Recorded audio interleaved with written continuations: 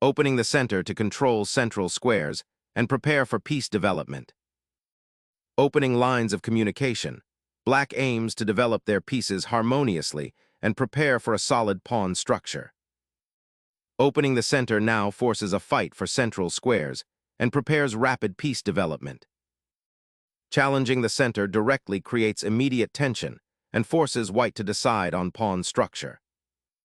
Asserting central influence and preparing for piece development, this pawn advance sharpens the battle for space on the queen side. Exerting immediate pressure on the knight, this bishop offers a tactical pivot, potentially disrupting white's central control and forcing a pawn structure decision. Pushing the pawn creates immediate space and isolates black's bishop, forcing a strategic reevaluation. Relocating the queen to d7 loosens the pawn chain's grip and prepares for central counterplay with c5. Challenging the bishop's placement, this prepares to gain space and restrict black's development, potentially isolating their queen.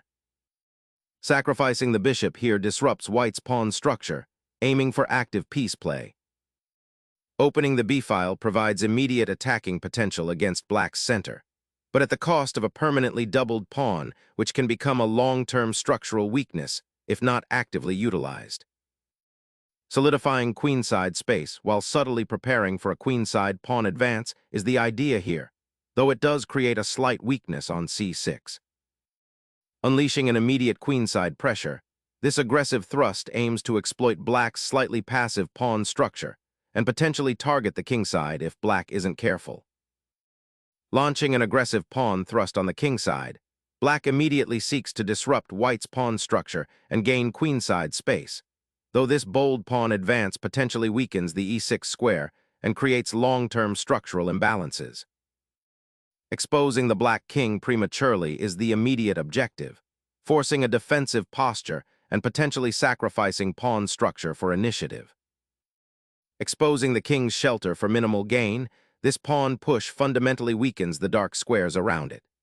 Black desperately tries to shield the monarch, but the cost is a severely compromised kingside pawn structure, making future defensive operations a monumental challenge. Re-anchoring the queen to a more active square, this repositioning opens potential lines for the rook and aims to exploit the slight disarray on black's kingside following the pawn push. Seeking refuge for the bishop after its earlier excursion, this retreat aims to bolster the kingside pawn structure and prepare for potential counterplay along the d-file, while simultaneously defending the e6 pawn, which white's central pawns are aggressively eyeing. Building pressure on the kingside becomes paramount now, aiming to pry open the defenses before black can solidify. Reinforcing the pawn chain by h6 concedes a vital tempo, weakening the dark squares around your king, and invites further kingside pressure from white's advancing pawns, potentially creating critical attacking opportunities. Shifting the knight to h3 aims to redeploy it towards the kingside, potentially supporting future advances like g4 or even eyeing the f5 square, though it momentarily leaves the d4 pawn less defended and creates a slight structural weakness on the kingside that black might try to exploit. Developing the knight to c6 solidifies black's central pawn chain and prepares to contest white's ambitious pawn thrust, aiming to undermine white's space advantage and create counterplay on the queen side. Shifting the knight to the king side offers white immediate attacking potential, aiming to bolster the assault on black's potentially vulnerable kingside structure and exploit the weak f6 square. Developing the knight to a more active square, g7 aims to solidify the kingside pawn structure and prepare for a potential central pawn break with c5, while also freeing the f8 square for a bishop or rook should the need arise. Unleashing a pawn storm towards black's kingside, 13. g4 aggressively seeks to shatter the defensive shell protecting the black monarch, aiming to pry open lines for white's attacking pieces. Embracing the wild side, black's kingside castling abandons sanctuary for an adventurous counterthrust in the center, a daring gambit to disrupt white's aggressive pawn storm and open up defensive avenues. The pawn sacrifice on the g-file shatters the defensive pawn shield, exposing the black king to immediate danger and opening a path for white's pieces, a bold gamble to seize the initiative. Finally, black reinforces the center, a welcome development after a rather passive period, aiming to contest the open files and begin to organize the pieces for a potential counterattack, though the isolated pawn on c3 for white still presents a strategic target.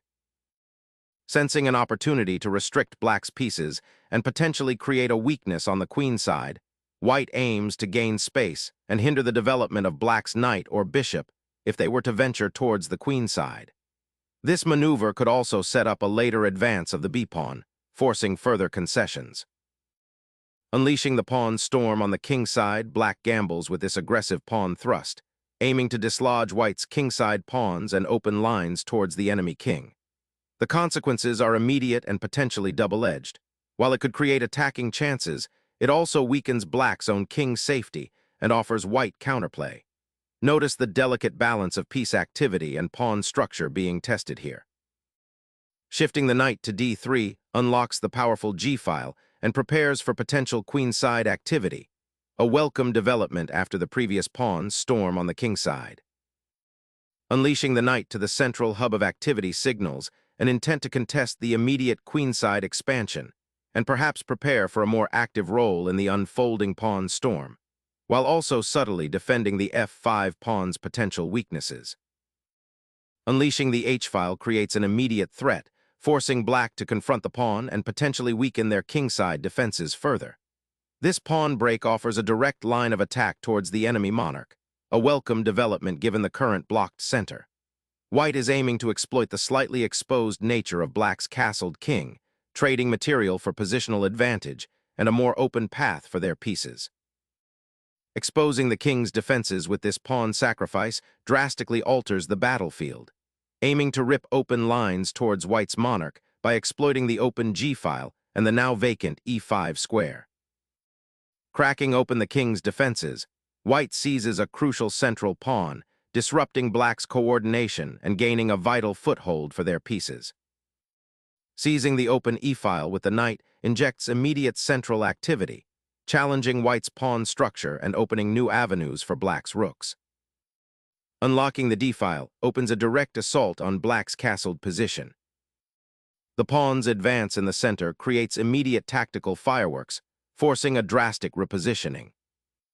Spotting the opportunity to disrupt black's queenside pawn structure and threaten the d-pawn is a shrewd idea, forcing a decision about how to defend that critical central square. Conceding the open d-file to white's advantage, black chooses to consolidate the queenside pawn structure and prepare for potential activity along the c-file, though it does invite white to exploit the newly created weaknesses. Shattering the opposing pawn structure, this exchange immediately exposes black's king, potentially creating pathways for your attacking pieces to infiltrate. A daring recapture, sacrificing the pawn to pry open the king's defenses, potentially creating a chaotic middle game where initiative trumps material. Unleashing a devastating rook sacrifice to pry open the king's defenses, this aggressive maneuver aims to shatter black's pawn structure and expose the monarch to a swift, decisive attack. A bold commitment to a dangerous initiative, sacrificing pawn structure for the allure of activity, hoping to disrupt white's harmonious piece deployment and exploit the open lines. Unleashing the bishop to target black's precarious kingside, and the exposed knight on g6 injects immediate tactical pressure, forcing black to react swiftly or face a cascade of threats. The rook's sacrifice on h6, a desperate gambit, ignites the board with sharp calculations. Black, facing a compromised king position and a spatial disadvantage, chooses a dramatic path, aiming to disrupt white's accumulating pressure. By exchanging the rook, black seeks to open lines and potentially create counterplay, though it comes at the cost of material and an immediate defensive weakness. This audacious decision throws a wrench into white's well-laid plans, forcing a recalculation of the tactical landscape and raising the stakes considerably for both sides.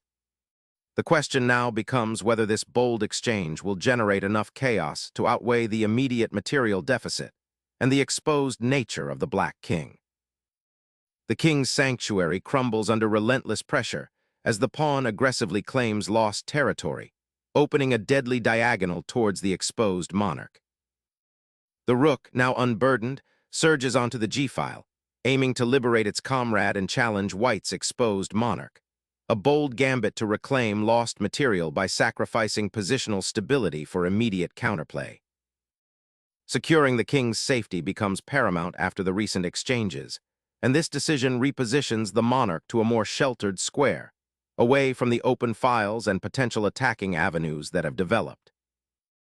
Securing the queen on a more active diagonal and probing for weaknesses. Reinforcing the e-pawn's advance and solidifying the central pawn structure allows for potential queenside expansion. Seizing the open c-file and putting immediate pressure on white's awkwardly placed king, this forcing check offers a vital breathing room and disrupts white's initiative. Defending the monarch is paramount. This retreat shields the king from immediate checks and maintains attacking potential on the queen's side.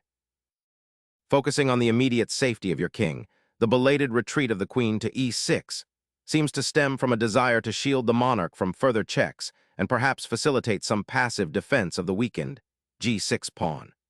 However, this queen placement inadvertently creates new tactical avenues for white, potentially allowing for discoveries or exchanges that could further expose your already compromised position. It's a reactive measure rather than a proactive one, and it doesn't address the underlying structural weaknesses that white has so effectively exploited. Unleashing an aggressive flank pawn aims to pry open the kingside further, potentially forcing a defensive reshuffling from black, as their castled position seems increasingly precarious under pressure from the central pawn majority and bishop pair coordination. The queen's sortie here, while reclaiming material, exposes her to a potentially precarious position amidst white's consolidating pieces. A desperate attempt to force a king out into the open, hoping for a swift checkmate, but neglecting the immediate defensive needs of the monarch. The king's relocation to c8 abandons the central dark squares, leaving it exposed to the diagonal onslaught from the white bishop. Suddenly, the queen's relocation offers a forcing sequence that exposes the black king to immediate danger.